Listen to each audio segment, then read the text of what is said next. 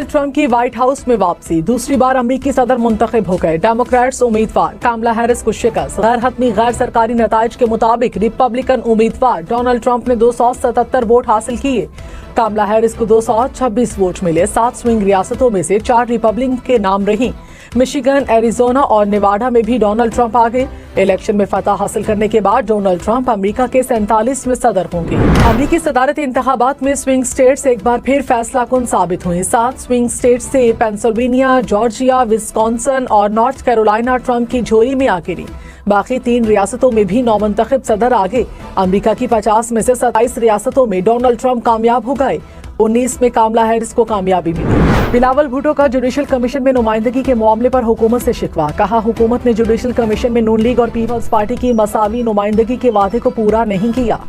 حکومت کے ساتھ پیپلز پارٹی کے مستقبل کا فیصلہ سینٹرل ایگزیکٹو کمیٹی کرے گی، بلاول بھٹو کی وطن واپسی پر کمیٹی کا اجلاس بلایا جائے گا، سینٹرل ایگزیکٹو کمیٹی اجلاس میں اہم فیصلے ہوں گے۔ وزیراعظم شہباز شریف نے کہا شرح سود 15% پر آنا خوش آئند ہے، پالیسی ریٹ میں کمی سے قرضوں کے حجم میں کمی آئے گی، ملک میں معاشی استحکام کے لیے اقدامات کر رہے ہیں، معاشی صورتحال بہتر ہونے سے روزگار کے مواقع پیدا ہوں گے۔ کابینہ اجلاس سے خطاب میں مزید کہا ہمارا دورہ سعودی عرب اور قطر کامیاب رہا، سعودی ولی عہد نے پاکستان کے لیے نیک تمناؤں کا اظہار کیا، آذربائیجان $2 ارب کی سرمایہ کاری کرنے کو تیار ہے۔ کراچی والوں کے لیے فی یونٹ بجلی 40 پیسے مہنگی کر دی گئی، نیپرا نے بجلی کی قیمت میں اضافہ اگست کی ماہانہ ایڈجسٹمنٹ کی مد میں کیا، کے الیکٹرک صارفین سے اضافی وصولی جنوری 2025 کے بلز میں کی جائے گی، کے الیکٹرک نے اگست کے لیے 51 پیسے فی یونٹ اضافہ مانگا تھا۔ لاہور کی فضا بدستور مضر صحت، شہر کا دنیا کے آلودہ ترین شہروں کی فہرست میں پہلا number, air quality index 300 points کے قریب، شہریوں کو سانس لینے میں دشواری اور آنکھوں میں جلن کی شکایات، محکمہ موسمیات نے لاہور کے شہریوں کو اسموگ کے نئے اسپیل سے متعلق خبردار کر دیا،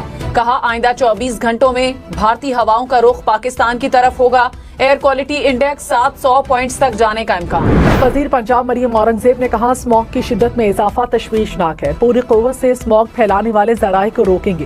فصل کی باقیات جلانا اس وقت جلتی پر تیل ڈالنے کے مترادف ہوگا، موسمیاتی ماہرین کی مشاورت سے مصنوعی بارش کا آپشن استعمال کریں گے، شہری آئندہ 3 روز کے لیے زیادہ احتیاط کریں۔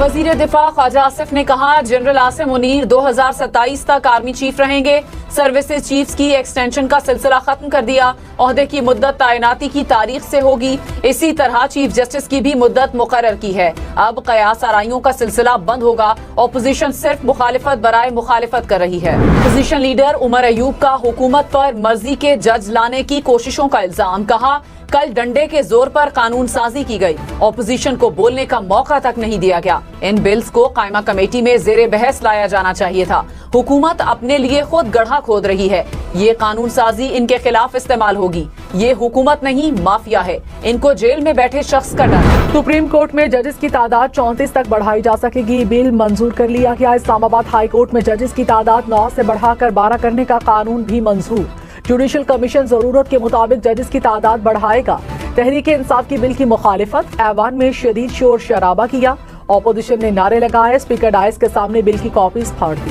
پی آئی کے حمایت یافتہ آزاد رکن قومی اسمبلی اورنگزیب کھچی نے کہا خلیفہ کہتا